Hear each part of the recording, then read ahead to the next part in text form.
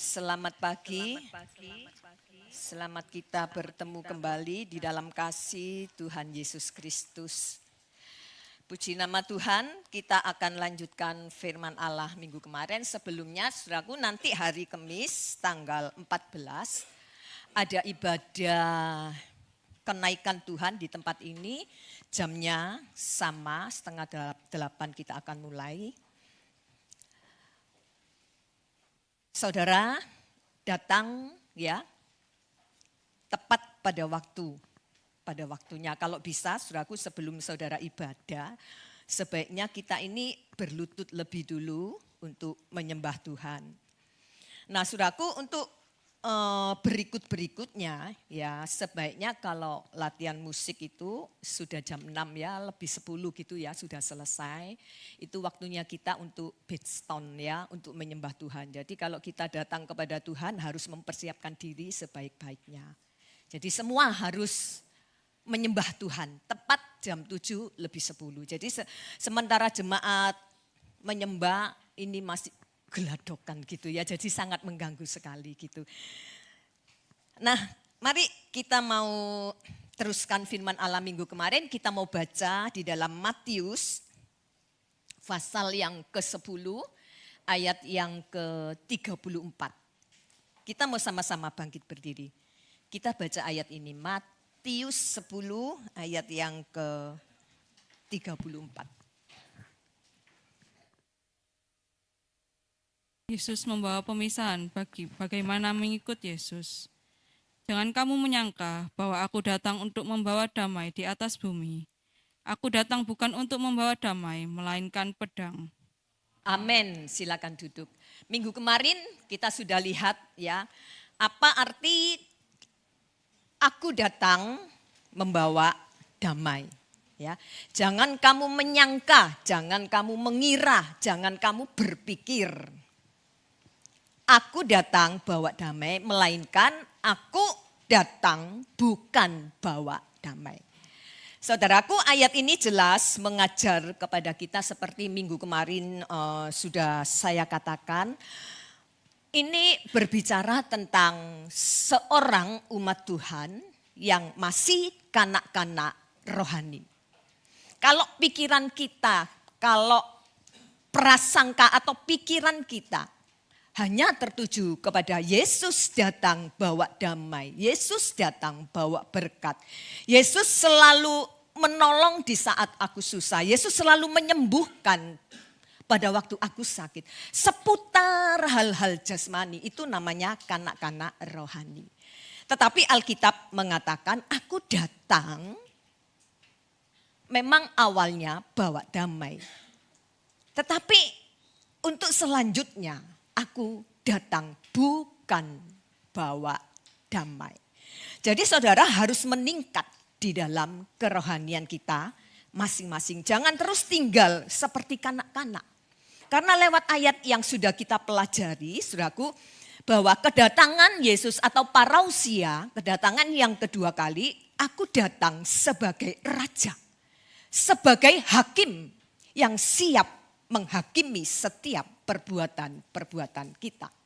Nah, kemarin kita juga sudah lihat bagaimana kanak-kanak, seorang kanak-kanak selalu mintanya diperhatikan. Dia tidak ngerti kalau itu bahaya. Tetapi secara kerohanian, mari kita mau tingkatkan roh kita untuk segera menjadi dewasa. Lalu kita sekarang akan melihat, meneruskan yang kemarin, di dalam Wahyu pasal yang ke-6 ayat yang ke-5. Saudaraku, mungkin ada tambahan sedikit-sedikit ya, ada ayat-ayat yang saudara mungkin sudah mencatat. Tapi kemarin masih belum saya tambahi dengan ayat-ayat yang lain. Ternyata setelah saya renungkan, saudaraku, ada tambahan sedikit ayat-ayat yang perlu saudara tulis ya. Di dalam Wahyu 6 ayat yang ke-5, kemarin sudah saya singgung, ini berbicara tentang krisis, inflasi, atau bicara tentang ekonomi ekstrim, bicara tentang kelaparan. Jadi Wahyu 6 ayat 5 dan 6 itu sebenarnya merupakan simbol dari akhir zaman. Dan di dalam ayat 5 ada timbangan. Timbangan ini artinya di mana saudara ini tidak bisa membeli lebih. Pas sesuai dengan takaran masing-masing. Nah, dikatakan di dalam ayat yang kelima, secupak gandum sedinar, 3 cupak jelai sedinar. Saudaraku, saya mencoba untuk browsing ya tentang kata secupak. Apa sih arti kata secupak? Nah, saudaraku, setelah saya menemukan kata secupak, itu kira-kira berapa? Ya. Cupak di masa yang lalu itu hitungannya seperti ini. Sudah saya tulis di situ ya, kira-kira 1 cupak itu sama dengan 1 liter atau 1 kilo. Sedangkan 1 dinar, dinar itu kalau zaman dulu itu bentuknya itu seperti emas, koin emas gitu ya. Nah, dinar ini masih dipakai di Timur Tengah dan 1 dinar itu 54.000. Berarti ini mata uang yang tertinggi di dunia, 54.000. Nah, kita lihat 1 dinar pada waktu zaman dulu itu sama dengan 4,25 gram emas.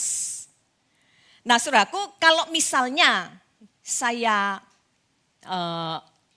katakan ya bahwa 1 cupak atau 1 dinar itu di zaman kita sekarang ini ya. Emas, harga emas itu sekarang berapa saudaraku? Ada yang tahu? Emas ini kan naik turun ya, saya ambil aja 2 juta. Nah, kalau 4,25 juta lalu dikali dengan 2 juta harga emas, jumlahnya berapa saudaraku? 8.500.000. Jadi saudara lihat 1 dinar itu berarti 8.500.000. Saudaraku, kalau saudara lihat 1 liter, 1 dinar, ini sebenarnya menggenapi di dalam kitab Wahyu. Di mana akan terjadi krisis ekonomi ekstrim, akan terjadi kelaparan. Nah, 1 liter gandum itu kan sama dengan 8.500.000 karena 1 cupak harganya itu sedinar. 3 cupak jelai harganya juga sedinar. Berarti harga gandum pada waktu itu mencapai mungkin kalau hari ini 8.500.000 rupiah. Saudaraku, ini berbicara tentang satu keadaan di mana satu saat atau bukan satu saat ini, hari ini juga kalau kita lihat inflasi di mana-mana itu sedang terjadi secara besar-besaran. Dan arahnya ini sedang menuju kepada satu hal. Di mana saudara mungkin ketika hal ini terjadi, sebagai umat Tuhan yang kalau kita terus masih kanak-kanak, kita tidak akan pernah bisa siap. Jelai itu roti, ya, jelai itu roti dan dikatakan tadi apa 3 lembar jelai harganya itu sedinar. Saudara bayangkan 3 jelai sedinar harganya 8.500.000 rupiah.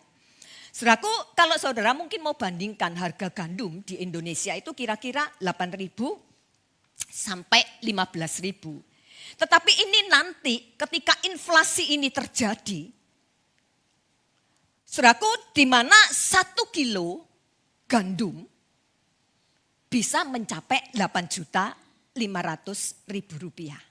Bayangkan saudaraku. Dari harga 8.000 atau 15.000, nanti kita akan beli 8.500. Bukankah ini berbicara tentang inflasi yang begitu tinggi? Nah, tidak berhenti sampai di sini saudaraku. Lalu saya mulai melihat kembali, gandum kan mempunyai nilai gematria. Gematria itu di mana setiap kata, setiap kalimat itu punya nilai tersendiri. Dan ini bagi orang Ibrani itu sangat penting sekali, saudaraku. Mungkin saudara hari ini bangga ya bisa belajar bahasa Ibrani, bahasa Yunani, kita bangga. Tetapi Israel tidak bangga, saudaraku. Dia masih terus melihat nilai gematrianya. Saudaraku, di mana nilai gematria itu penting sekali dan menentukan kehidupan orang Israel. Saudaraku, bagi orang Israel ketika dia menghitung huruf-huruf bersama dengan nilai-nilainya, itu sebenarnya merupakan sesuatu hal yang sangat penting sekali. Karena orang Israel itu percaya pewahyuan Tuhan yang turun kepada Musa itu bukan cuma dari kata-kata atau dari kalimat saja. Tetapi dari tiap-tiap kata, dari tiap-tiap kalimat atau huruf itu betul-betul punya nilai yang luar biasa. Ya. Jadi nilai dalam huruf Ibrani itu bagi orang Israel itu sangat penting sekali. Demikian juga bagi saudara mungkin yang sudah belajar, ya saya dan saudara, ketika kita melihat firman dalam bahasa Yunani kita juga harus menghitung nilai gematrianya itu seperti apa. Nah ini saudaraku saya dapatkan seperti ini, mungkin kemarin juga sudah ditulis ya, ada tambahan-tambahan sedikit. Kata secupa dalam bahasa Ibraninya itu kunik, yang memiliki arti kebutuhan makan satu orang per hari. Nah ini berbicara tentang gandum, ini berbicara tentang kebutuhan atau makanan pokok sehari-hari. Secara roh ini melambangkan orang yang dewasa rohaninya. Kita sudah melihat kemarin nilai gematria dari gandum, ya. Mungkin bisa tidak usah diulang saudaraku ya, nanti terlalu panjang. Kemarin kita juga sudah melihat nilai gandum, ya, gematria gandum itu mempunyai nilai 32 dan itu dibagi menjadi 4, ya. Terdiri dari 8, kalau saudara mungkin sudah menulis, saudara bisa tambahi ya. 8 itu head yang berbicara tentang kehidupan dan perlindungan. Atau mungkin sudah saya tulis ya. Oh ya, sudah saya ulangi ini saudaraku ya, saya tulis di sini. Saya lompat-lompat ya, karena ini sudah kita bahas minggu kemarin, cuma saudara tinggal mengulangi. Lalu 10 bahasa Ibraninya yud itu inti dari kehidupan. 9 itu tet, kebaikan atau benih kehidupan. Lalu 5 itu he, artinya nafas atau wahyu.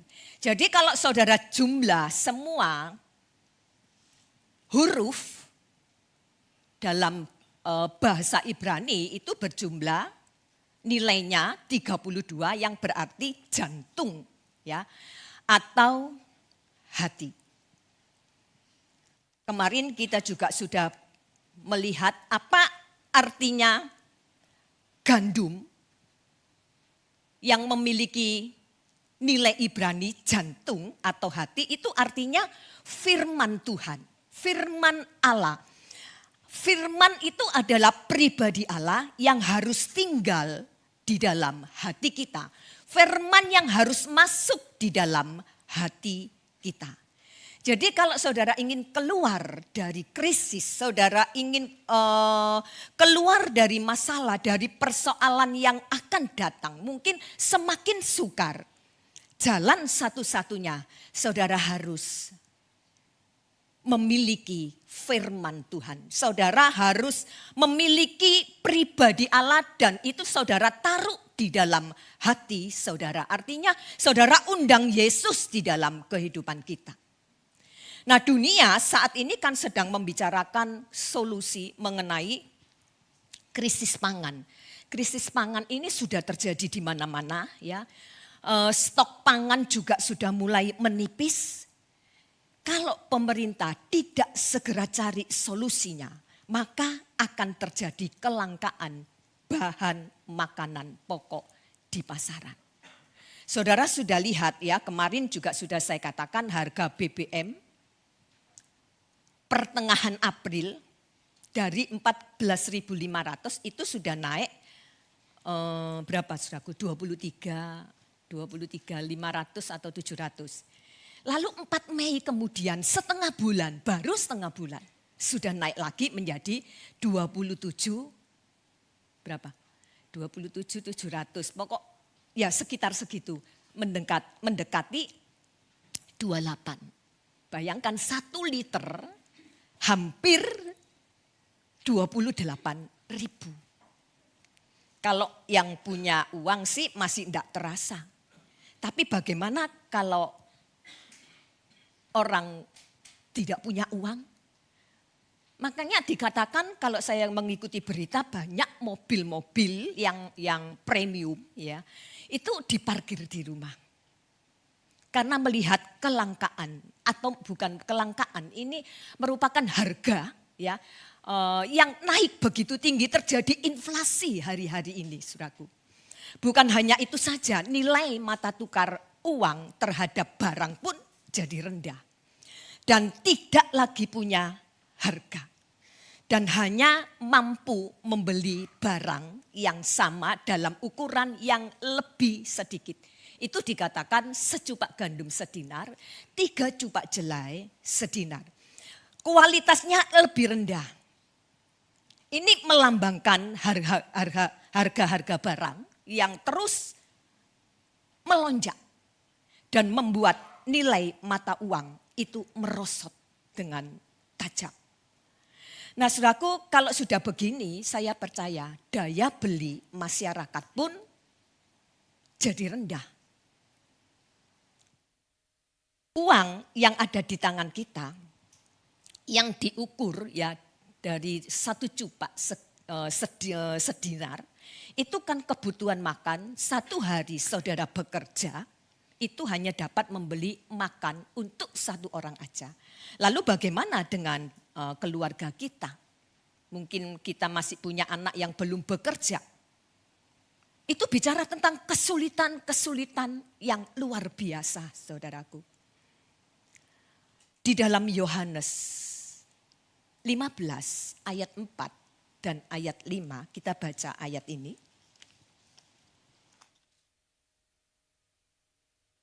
Yohanes 15 ayat 4 dan 5. Tinggallah di dalam aku dan aku di dalam kamu. Sama seperti ranting tidak dapat berbuah dari dirinya sendiri. Kalau ia tidak tinggal pada pokok anggur, demikian juga kamu tidak berbuah. Jikalau kamu tidak tinggal di dalam aku.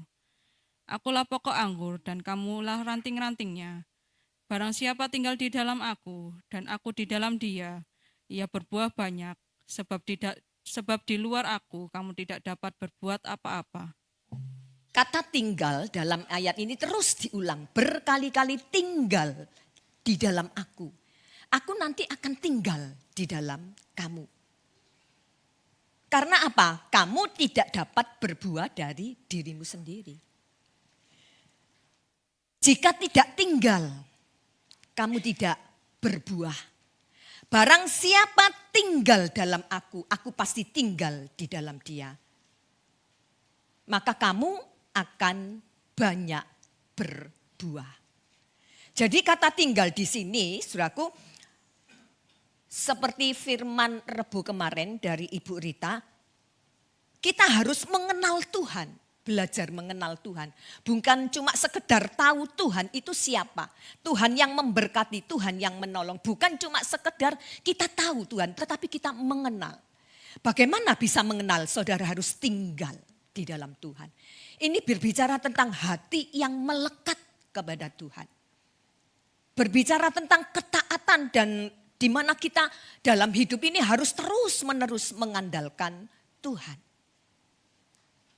Makanya kata gandum itu punya arti firman Allah. Yaitu pribadi Allah yang harus tinggal dalam hati kita. Firman Allah itu merupakan satu-satunya jantung kehidupan hidup kita. Nah saudaraku, ketika kita tidak mau menyatukan diri dengan Tuhan, ketika kita tidak mau melekat dengan Tuhan, maka yang pasti terjadi kita akan mengalami satu keadaan yang dapat saya katakan mungkin depresi menghadapi kondisi zaman hari ini. Sekali lagi, kunci keberhasilan bukanlah usaha saudara sendiri. Bukan karena banyaknya harta yang ada pada diri saudara sendiri, tetapi ketergantungan kita kepada Tuhan. Seperti tadi pujian banyak menguatkan kita. Tuhan sumber kehidupanku. Tuhan yang menolong aku. Tuhan yang melindungi aku. Saudaraku, lalu dikatakan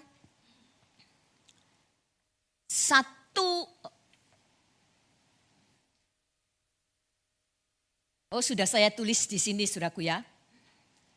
Apa yang membuat kita ini menjadi umat Tuhan yang sukar sekali untuk taat? Apa yang membuat kita ini kadang tidak bisa menyatu dengan Tuhan, tidak bisa melekat dengan Tuhan? Sampai-sampai kita ini tidak mengenal siapa pribadi Allah kita itu yang sesungguhnya. Saudaraku, saya tulis di sini apa yang membuat kita tidak bisa membangun sebuah hubungan yang baik dengan Tuhan. Bukankah kita tahu di masa-masa mendatang, saudara menghadapi masa-masa yang lebih sulit dari hari ini. Saudaraku, saya tulis di sini, penyakitnya itu cuma satu, kenyamanan. Saya tulis di sini, kenyamanan adalah satu penyakit yang membuat manusia sering lupa untuk membangun hubungan dengan Tuhan. Nyaman dalam jabatan, nyaman dalam kekayaan, dalam keberhasilan, dalam kenikmatan. Nyaman dalam segala perkara. Ini merupakan satu penyakit yang membuat saudara tidak bisa membangun hubungan yang lebih dekat lagi. Makanya saya tulis di situ, semua ini adalah bonus tambahan dari Tuhan. Jabatan, kekayaan, keberhasilan, semua berkat yang saudara miliki itu cuman bonus tambahan dari Tuhan. Pada waktu saudara datang kepada Tuhan, pada waktu saudara melayani Tuhan dengan sungguh-sungguh, pada waktu saudara cinta Tuhan, saudara menyerahkan hidup kepada Tuhan, saudara menyerahkan seluruh hati kita, pikiran, tenaga kepada Tuhan, kita sungguh-sungguh cari Dia. Maka Tuhan tidak pernah lupakan itu. Tuhan memberikan bonus kepada kita.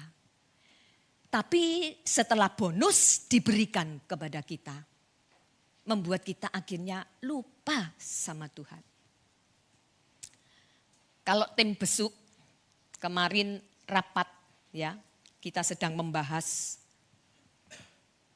banyak umat Tuhan ya, pada waktu dia butuh pekerjaan, butuh pertolongan Tuhan.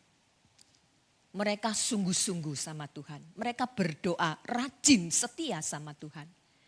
Tetapi setelah berkat diberi, setelah apa yang menjadi keinginannya diberkati oleh Tuhan, mulai lupa. Kalau ditanya, kenapa enggak ibadah, ketawa-ketawa. Ada yang sudah mulai malas, ada yang mulai menyepelekan Tuhan. Bahaya. Kenyamanan ini sangat bahaya sekali. Nanti kalau enggak diberkati, katanya Tuhan itu kok Tuhan yang kejam. Tuhan kok enggak peduli sama saya.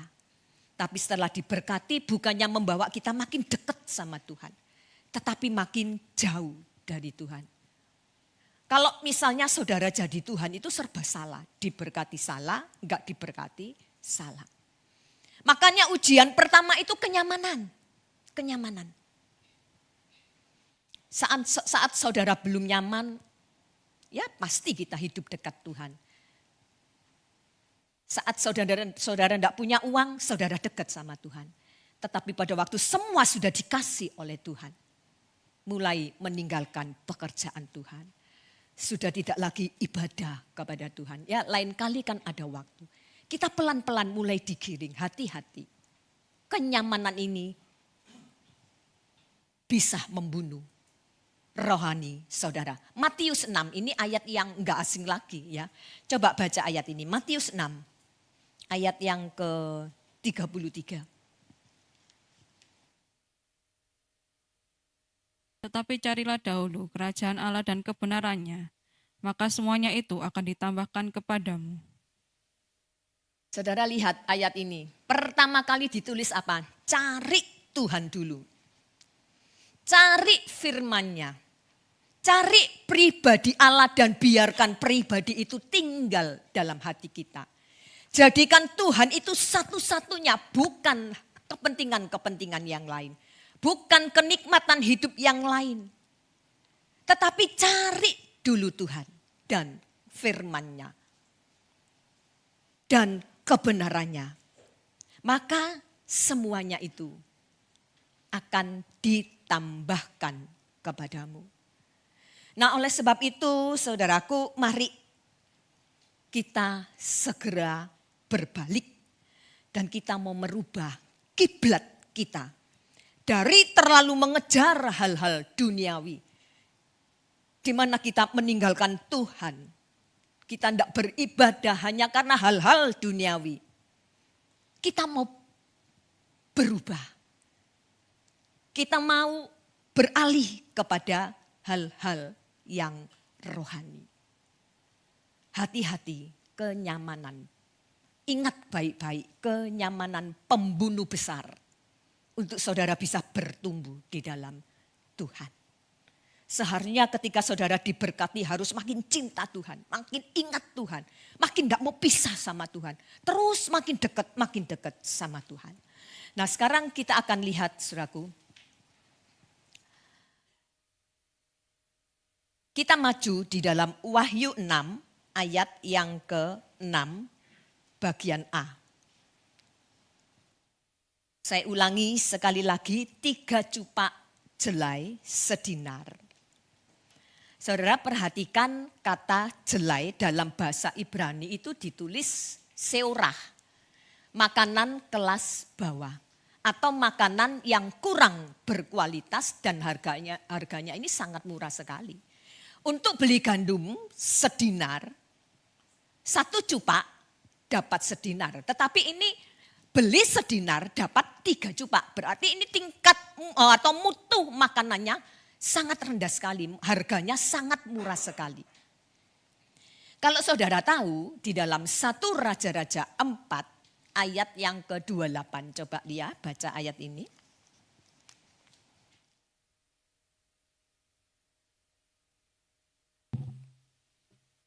Yang ke-28, jelai dan jerami untuk kuda-kuda biasa dan kuda-kuda teji, dibawa mereka ke tempat semestinya, masing-masing menurut tanggungannya. Saudara lihat jelai itu makanan dari ternak. Itu Alkitab yang katakan, walaupun kita tahu bahwa kuda itu kan makanannya jerami. Ya, rumput jerami. Coba tampilkan gambarnya. Nah ini, kuda itu makanannya jerami. Tetapi Alkitab menulis makanan kuda itu bukan cuma jerami, tetapi jelai. Dari sini kita melihat, saudaraku, bahwa jelai itu sebenarnya makanan yang kurang berkualitas dan memang harganya itu sangat murah sekali. Mungkin tidak ada gizinya atau mungkin kurang bergizi. Dan saudara lihat di akhir zaman justru ini yang nanti akan menjadi makanan kita, artinya bukan kita makan jerami ya, bukan kita makan jelai, artinya pada waktu kondisi yang sulit, harga yang begitu rendah, kita tidak mampu untuk membelinya. Apalagi beli gandum. Saudaraku, bukan tidak mampu, mungkin saudara mampu membeli, tetapi yang dibeli itu barang langka. Lalu kita lihat, saudaraku, kata dinar di dalam bahasa Ibrani itu ditulis denarius, upah kerja 1 hari penuh. Ini sudah saudara tulis mungkin minggu kemarin ya. Dinar itu upah kerja 1 hari penuh dan ini melambangkan apa saudaraku? Yaitu melambangkan kelangkaan atau kelaparan. Dan ini juga berbicara tentang sistem ekonomi yang menekan. Ketika ekonomi menekan hidup seseorang, ketika terjadi kelangkaan, kelaparan, apa yang harus kita buat? Cari Tuhan.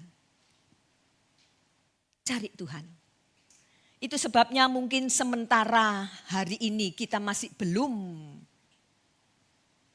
atau keadaan ekonomi masih baik-baik, mungkin tidak baik juga kalau saya katakan ya. Keadaan ekonomi sudah tidak baik. Tetapi yang penting dalam kehidupan kita saat ini kita harus melihat waktu kita diberkati oleh Tuhan. Saudara harus makin dekat sama Tuhan. Saudara harus makin cinta sama Tuhan. Ketika kelangkaan terjadi, ketika ekonomi mulai menekan di dalam hidup kita, harga-harga sudah mulai naik. Karena yang ada dalam hati kita adalah Yesus. Maka kita tidak akan pernah mengalami yang namanya ketakutan. Nah saudaraku, dinar ya, kalau kita lihat di dalam nilai gematrianya ya, tadi sudah saya katakan tiap huruf, tiap kata itu punya nilai. Kita lihat gematria daripada dinar. Jumlahnya itu dinar ini mencapai 264. Ya. 264 ini dibagi 2. Yang pertama itu 200 itu res. Res ini bicara tentang kepala atau otoritas.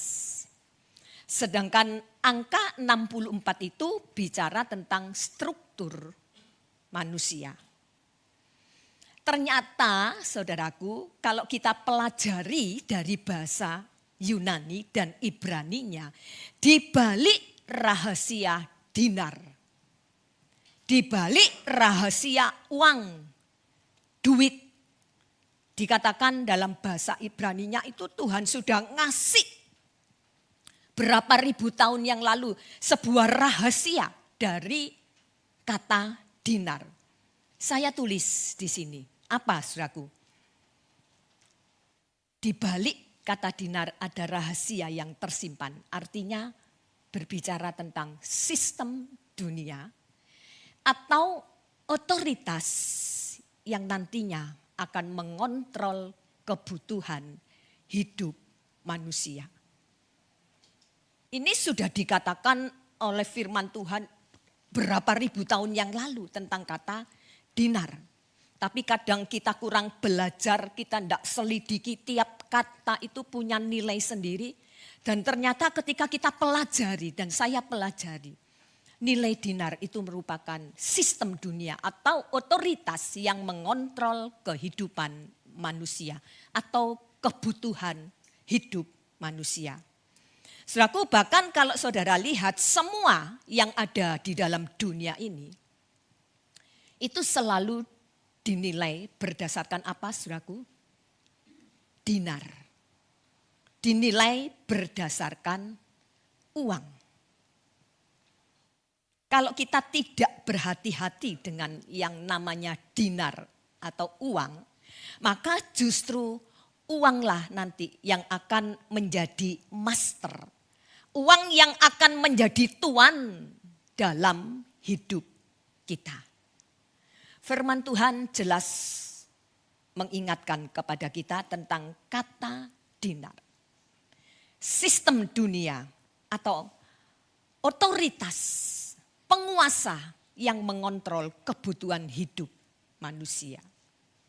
Saudaraku, kondisi sulit yang terjadi hari-hari ini itu akan pulih tahun 2028 awal.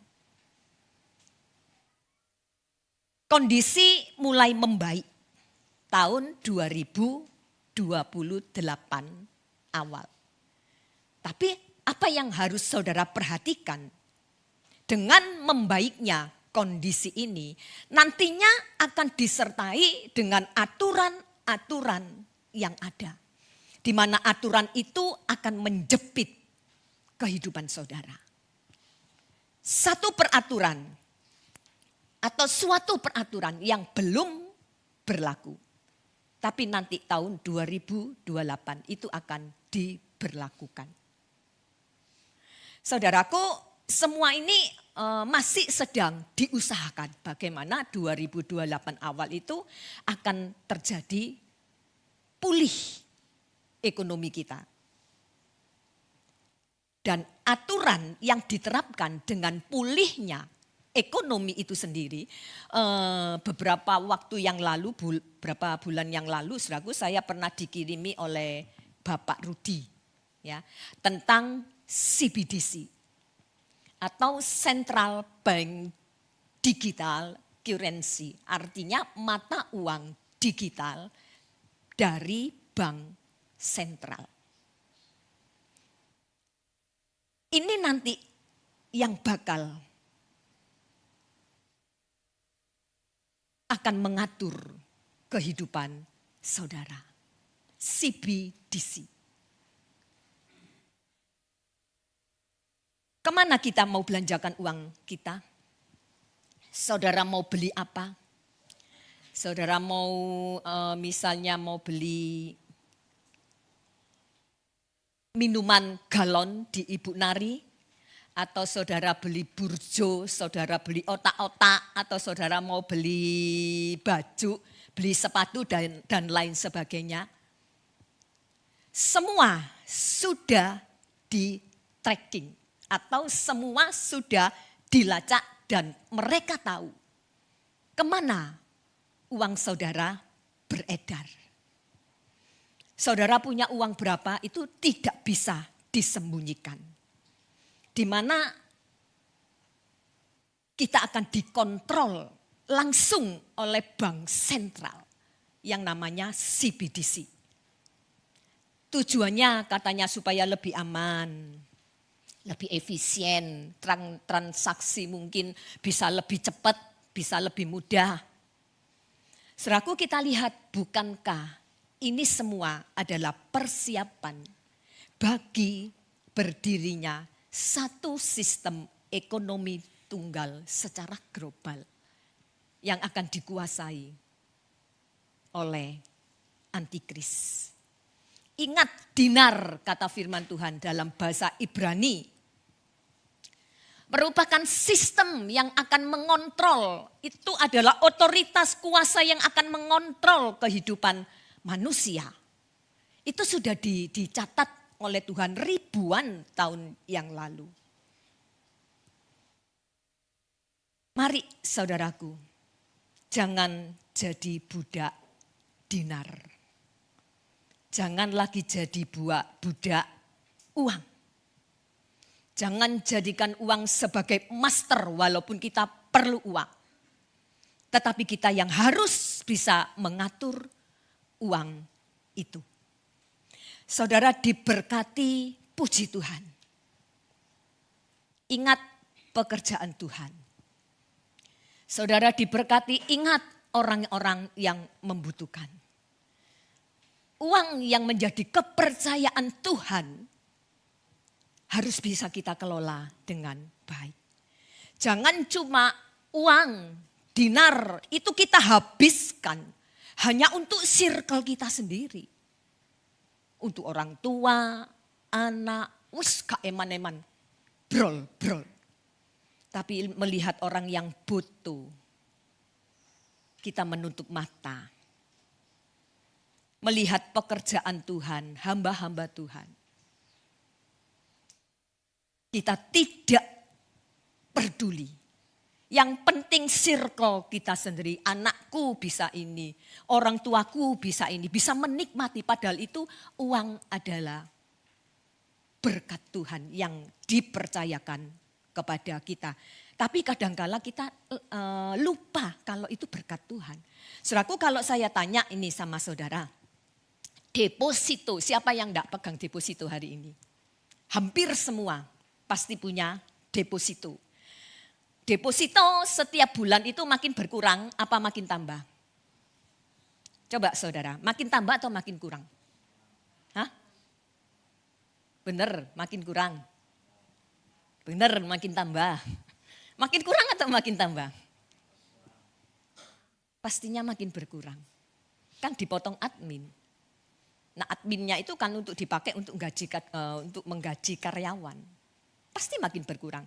Kalau saudara enggak tambahi ya uang saudara makin habis. Saya punya bank ya saudaraku, satu bank BRI.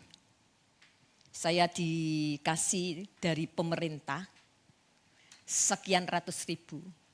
Sudah saya pakai 3/4-nya mungkin tinggal berapa 100 ribu lebih saudaraku, saya biarkan enggak saya pakai.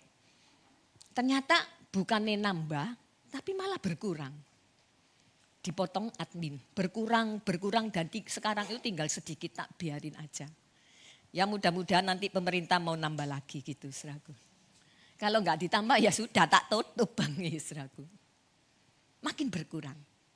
Tapi saudara lari ke bank, saudara mau ngelabrak bank. Nah apa ini, aku sudah nabung kok enggak nambah-nambah malah berkurang, enggak. Kita relakan, kita biarkan. Tetapi seringkali kalau untuk yang lain, kita tidak rela uang kita diberikan kepada orang lain.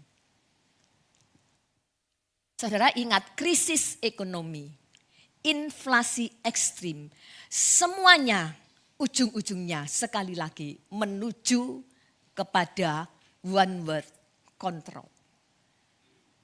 Saudaraku, satu saat ketika saya lagi merenungkan ini, saudaraku, tahu-tahu timbul dalam pikiran saya monitoring. Oh, pemonitoring gitu, saudaraku ya. Saya lihat pemantauan.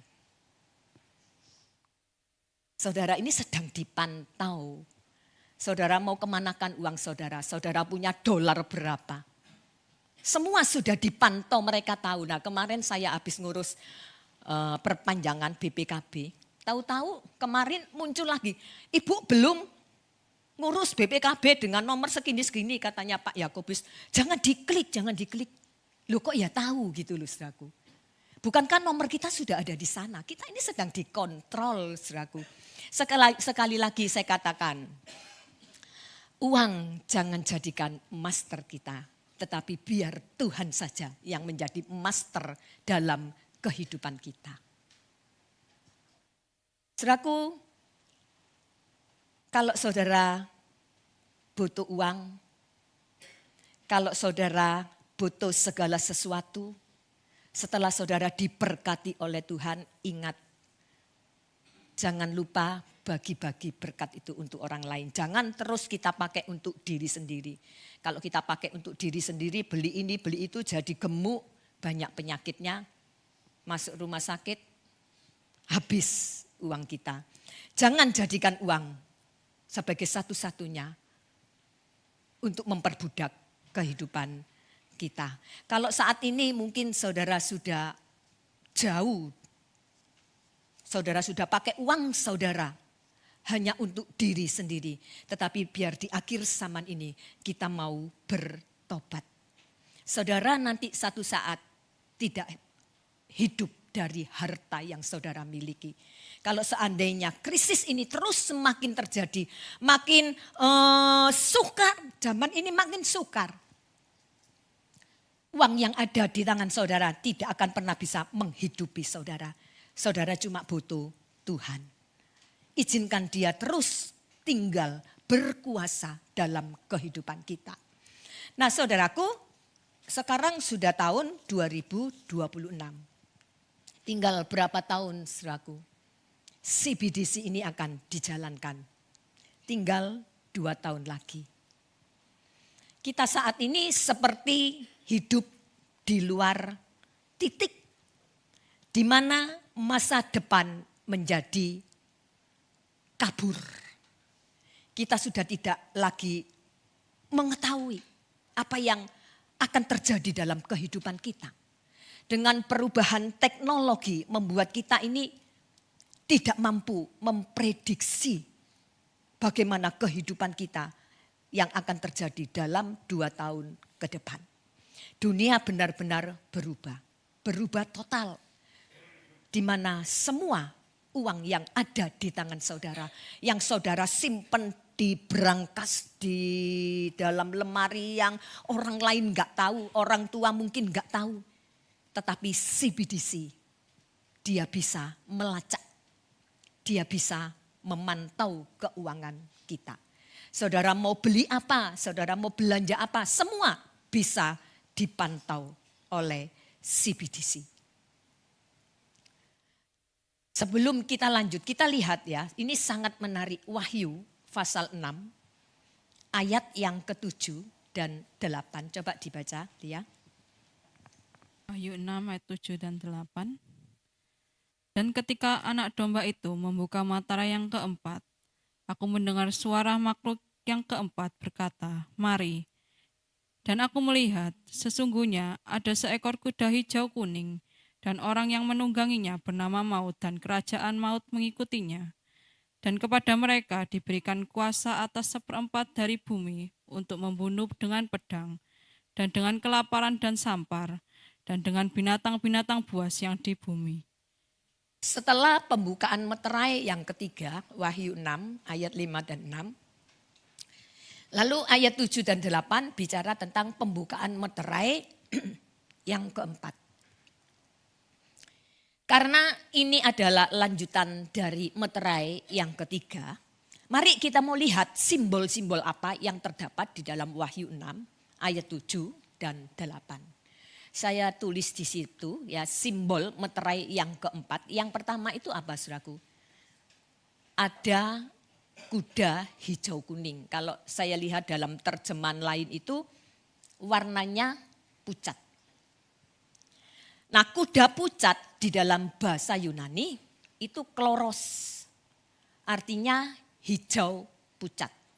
Dan kita sudah tahu ini adalah warna mayat. Warna orang mati ya atau orang yang sudah sakit setengah mati. Wajahnya itu pucat. Nah kuda ini paling serem ya di antara 4 kuda yang lainnya ayat 1 sampai ayat yang ketiga. Kuda keempat ini lebih serem. Dikatakan ayat itu kuda ini membawa kematian besar. Membawa kematian besar. Lalu kita lihat yang kedua, penunggangnya itu siapa saudaraku? Penunggang kuda itu, kuda yang keempat bernama Maut. Satu-satunya penunggang yang disebutkan namanya penunggang kuda ini, yaitu diikuti dengan kerajaan maut. Jadi kemana dia pergi, kematian itu selalu mengikuti. Tadi dikatakan berapa yang mati akibat dari penunggang kuda yang diikuti dengan kerajaan maut, yaitu 1/4 penduduk bumi yang akan dibunuh, yang akan mati. Saudaraku, kalau saya umpamakan penduduk dunia sekarang ini ada berapa, saudaraku? Mungkin kira-kira 8M gitu ya. Kalau 1/4 kuda itu saat ini sedang berjalan ya, warna mayat ini tadi, warna pucat ini sedang berjalan. Yang dibunuh itu 1/4 manusia. Kira-kira 1/4 dari 8M itu ada berapa? 2M yang akan dibunuh, yang akan mati. Saudaraku, karena terjadi krisis yang luar biasa, kematian ini berbicara tentang kematian yang secara global. Seluruh dunia, bukan hanya di Indonesia saja. Jadi 25% penduduk bumi itu satu saat akan kena dampaknya. Kerajaan maut di dalam bahasa Yunani itu dikatakan Hades. Tapi bagi saudara dan saya, kita tidak kenal kata Hades. Hades diperuntukkan kepada orang yang enggak percaya Tuhan. Tapi bagi saudara dan saya, kita tidak mengenal konsep Hades. Tapi yang kita kenal adalah Sheol, Firdaus.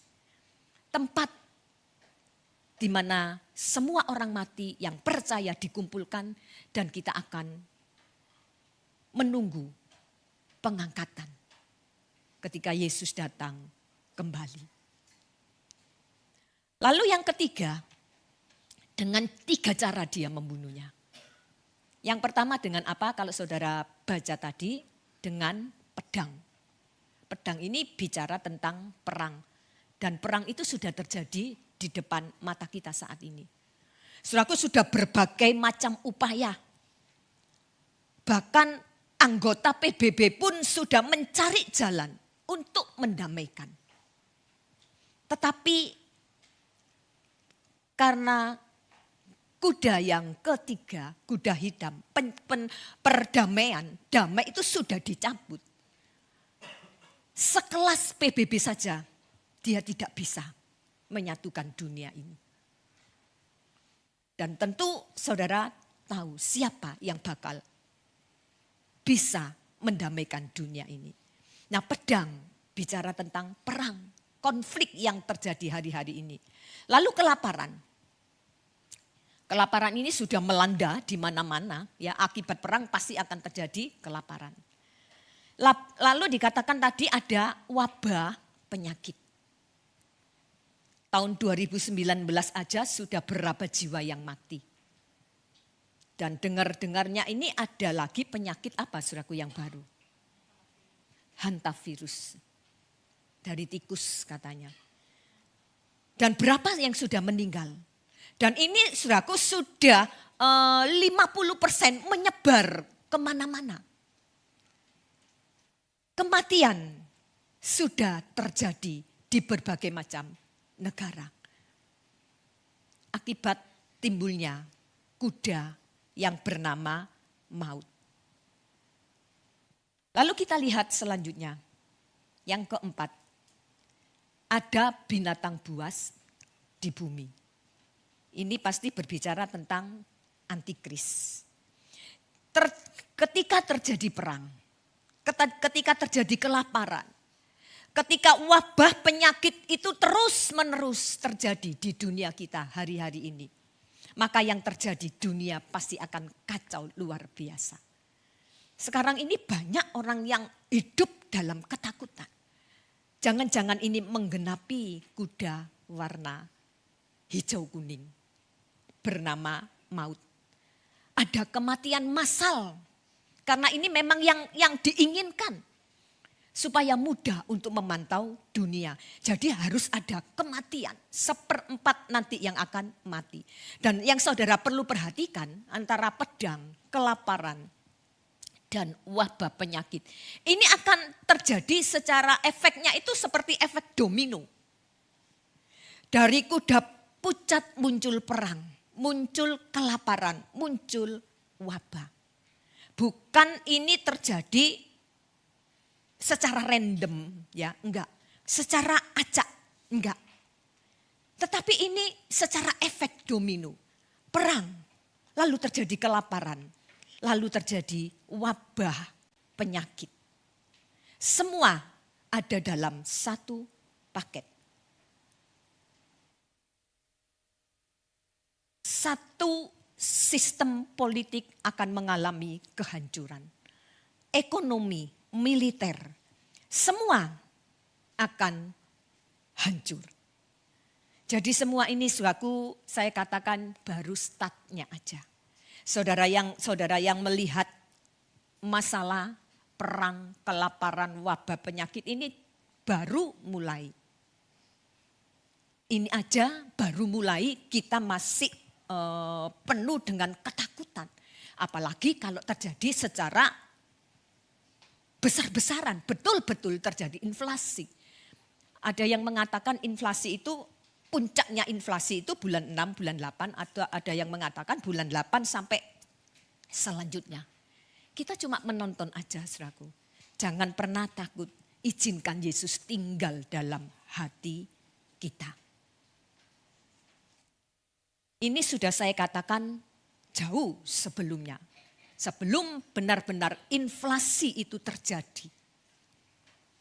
Saudara persiapkan hidup saudara. Jangan terus hidup hanya untuk menikmati kenikmatan daging. Menikmati hal-hal duniawi. Saya pernah katakan kepada saudara, tidak apa-apa saudara menikmati semuanya. Karena memang itu Tuhan kasih untuk kita nikmati. Tetapi bukan itu yang dimaui oleh Tuhan. Yang dimaui oleh Tuhan adalah cinta pekerjaan Tuhan. Jangan pernah untuk absen dalam ibadah kepada Tuhan. Tuhan tidak melarang saudara menikmati semuanya. Kata Ibrani, tetapi bukan itu yang dimaui oleh Tuhan. Sampai kita tinggalkan ibadah yang seharusnya mendapatkan tempat utama. Tidak boleh ada yang menggantikan itu. Karena semua saudara hidup dari berkat Tuhan. Lalu kita pakai berkat Tuhan untuk kesenangan pribadi kita. Kita maju sekarang, Wahyu 6 ayat 6b. Apa pesan Tuhan kepada setan, kepada iblis, kepada kerajaan maut, kepada kuda hitam atau kuda merah? Jangan rusakkan minyak dan anggur. Ini sama dengan Tuhan itu kasih perintah dengan tegas. Ingat, jangan rusakkan minyak dan anggur. Tuhan tidak berkata dengan kata-kata mungkin yang menurut kita, nanti jangan dirusak ya kalau ada orang yang punya minyak dan anggur. Tapi Tuhan katakan dengan tegas kepada maut dan kerajaan maut, jangan rusakkan minyak dan anggur. Saudaraku, Tuhan perintahkan kepada iblis seperti Tuhan perintahkan kepada iblis yang mencoba untuk mengganggu Ayub. Tuhan katakan, silakan kamu cobai dengan masalah apapun juga. Tetapi jangan kau apa-apakan dia. Jangan kau sentuh hidupnya. Itu milikku. Itu punyaku. Artinya apa? Kalau sampai engkau berani menyentuh hidupnya, aku yang menjadi lawanmu. Dan pasti siapa yang bisa menang melawan Tuhan? Tidak ada. Ini pun yang terjadi di akhir zaman ini. Kalau saudara ada minyak dan anggur, pesan Tuhan kepada iblis, kepada masalah, persoalan, mungkin kepada inflasi yang begitu tinggi, penderitaan yang begitu berat, jangan kau sentuh orang yang punya minyak dan anggur. Jangan kau apa-apakan dia. No, saudaraku, kalau kita lihat ayat ini, bukankah ini merupakan kekuatan? Bukankah ini menjadi penghiburan di mana saudara yang saat ini sedang melihat dengan mata kepala kita sendiri, krisis yang benar-benar sedang terjadi. Tuhan tetap akan menjaga hidup kita. Tuhan akan menolong kehidupan kita. Saudaraku, kalau saudara lihat kata minyak dan anggur, ya, Minyak ini kita sudah tahu bicara tentang urapan dari Tuhan. Urapan Roh Kudus. Dan digambarkan pada waktu Tuhan Yesus setelah selesai dibaptis ada burung merpati yang ada di atas kepala Yesus. Saudaraku, minyak bicara tentang Roh Kudus. Minyak urapan yang harus ada dalam kehidupan kita bukan cuma sekedar saudara sudah dipenuhi Roh Kudus. Tetapi saudara harus memiliki pengertian yang jauh dari itu. Bukan cuma penuh dengan Roh Kudus. Tetapi saudara harus punya persekutuan dengan Roh Kudus. Saudara harus mau hidup dipimpin. Saudara mau hidup dituntun. Saudara mau diarahkan. Bahkan saudara harus menjadi satu roh dengan Tuhan. Seperti saudara lihat pada gambar ini. Saudara menjadi satu roh. Roh Kudus tinggal di dalam kehidupan kita. Kalau Roh Kudus, minyak urapan itu ada dalam hidup kita, maka akan tampak kecantikan batinia kita. Jadi orang yang penuh dengan Roh Kudus, dia akan selalu melihat mujizat Tuhan. Mazmur 16 ayat 8, tidak usah dibaca, sudah saya tulis. Kanan kiriku ada Tuhan. Bukan kanan kiri saja, muka belakang sekitar hidup kita selalu ada Tuhan. Lalu di dalam Keluaran 14 ayat yang ke-14 dikatakan Tuhan yang akan menggantikan posisi kita. Dia ada di barisan yang paling depan dan dia tidak akan pernah membiarkan hidup kita berperang sendiri. Tuhan yang berperang untuk kamu. Kamu ini cuma diem aja. Kenapa Alkitab mengatakan kamu diem aja? Karena Tuhan itu tahu kamu lawan masalah, persoalan. Ketika kamu menghadapi apapun juga, kamu tidak akan mampu. Itu sebabnya orang yang ada minyak Tuhan yang ada di depan kita. Kamu tidak mampu, wes kamu diem aja, ojo melok-melok. Lu kan enak, saudaraku. Kejar minyak urapan itu. Tuhan tahu kita tidak mampu. Hanya Tuhan yang mampu untuk menolong kita tatkala persoalan krisis itu terjadi atas rumah tangga kita. Lalu Filipi 4 ayat 8, segala perkara. Akhirnya kita bisa berkata, dapat kutanggung di dalam Dia. Yang apa saudaraku? Memberi kekuatan kepadaku. Kita tidak kuat tanpa Tuhan. Kita bisa menanggung apapun yang terjadi di depan kita. Silakan inflasi terjadi. Silakan krisis berjalan. Apapun yang terjadi dalam dunia ini sekali lagi tidak akan mempengaruhi kehidupan kita. Justru di dalam Dia. Bersama Dia, Tuhan akan memberikan satu kekuatan yang luar biasa. Lalu kita lihat dengan cepat anggur. Anggur ini bicara tentang sukacita. Bicara tentang kehidupan. Atau darah Yesus yang memberi kehidupan. Kita tidak butuh anggur dunia. Bicara tentang kesukaan dunia, kita tidak butuh itu. Anggur dunia, sukacita dunia tidak akan pernah bisa memberikan nikmat yang senikmat-nikmatnya. Bisa memberikan tapi sementara. Kita tidak butuh anggur dunia ketika krisis itu terjadi. Yang kita butuhkan adalah anggur dari Tuhan. Yang berbicara tentang sukacita ketika Tuhan ada di dalam kehidupan kita. Nah, saudaraku, sekali lagi kita tidak butuh kesukaan. Kita tidak butuh semua yang ada di dalam dunia ini. Tetapi yang kita butuh adalah cuma satu, anggur dari Tuhan. Kalau hidup kita dipenuhi Roh Kudus, maka akan ada sukacita, akan ada kenikmatan yang kekal. Dan ini yang harus kita kejar, urapan Roh Kudus. Minyak dan anggur akan membuat saudara bersemangat sekalipun kita ada di tengah-tengah masalah penderitaan yang berat. Minyak dan anggur akan membuat saudara tidak kenal putus asa. Tidak membuat saudara takut, tidak membuat saudara khawatir. Minyak dan anggur berada dalam satu paket.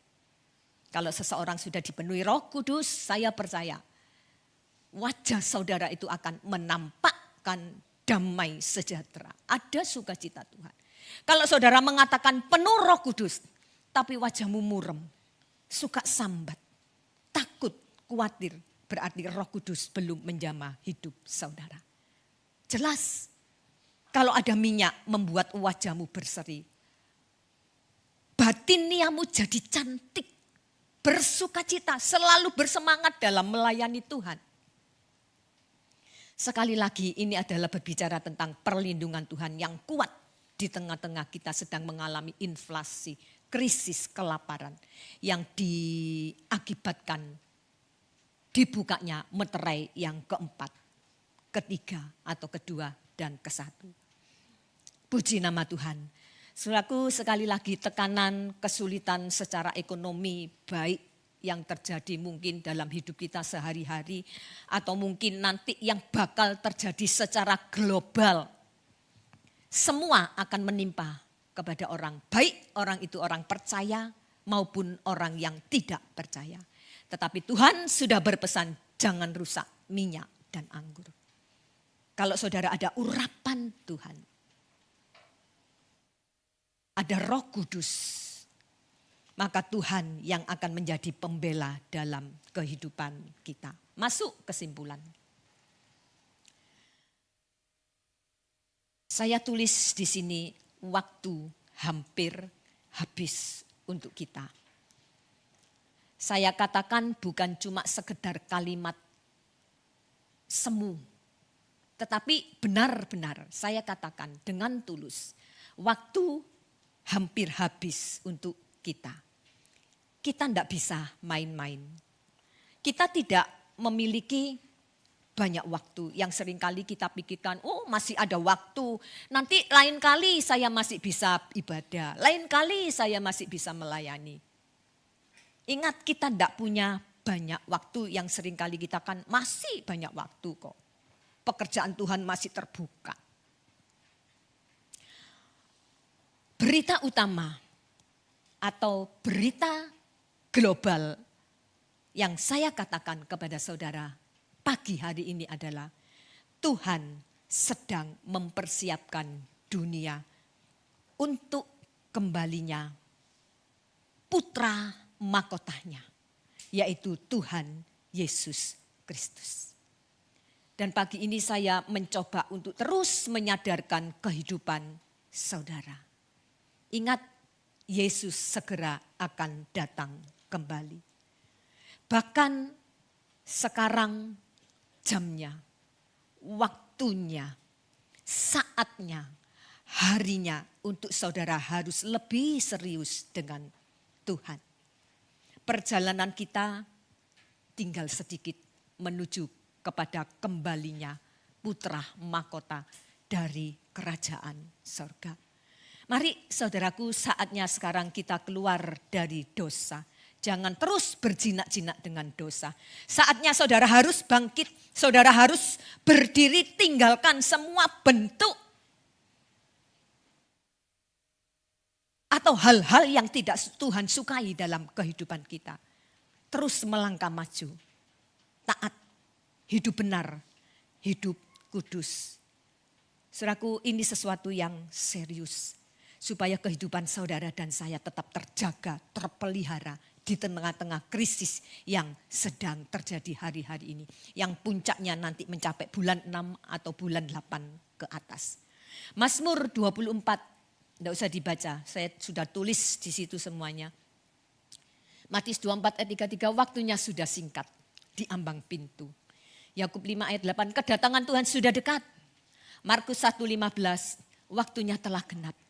kerajaan Allah sudah dekat. Apa pesan utama dari ayat-ayat ini? Semuanya sudah saya tulis di situ.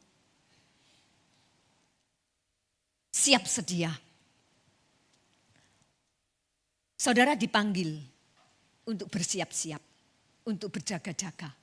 Itu di dalam Injil Lukas 12 ayat 40. Lalu yang kedua, apa pesan utama dari ayat-ayat itu? Tanda zaman.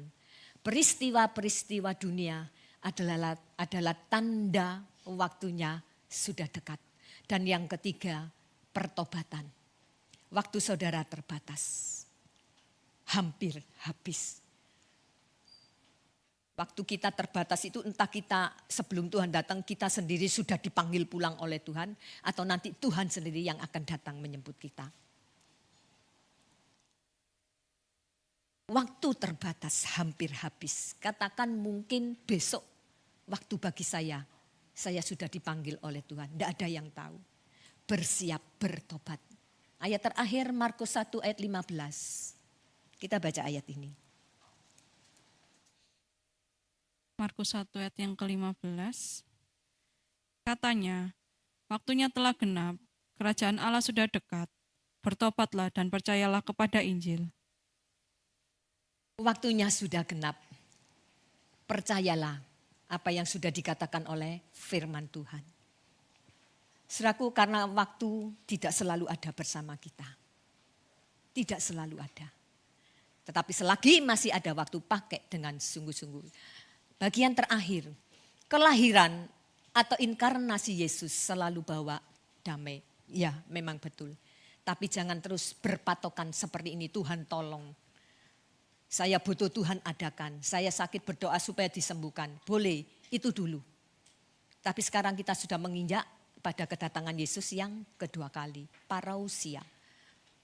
Jangan tinggal terus kanak-kanak rohani, tetapi harus meningkat dewasa di dalam Tuhan. Karena apa?